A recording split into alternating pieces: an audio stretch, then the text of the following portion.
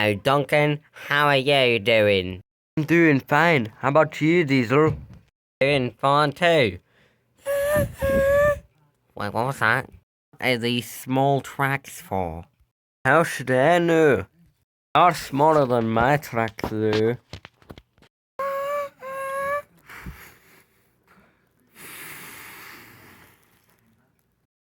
Who are you?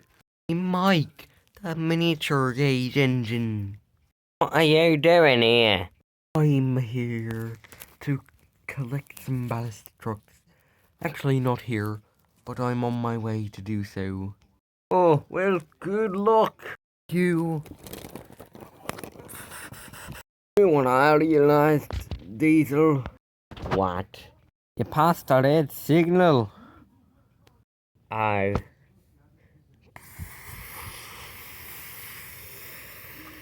Starting another set. Why couldn't there be more track? Okay, I'm gonna go now. Oh no! The end of the set. I mean, he didn't have more track like this, so couldn't have made it longer, so... Wait, are we in the Matrix? I think... I think we are. I think life is a lie. Oh god! Oh no! I can't even stay on the track properly. Oh!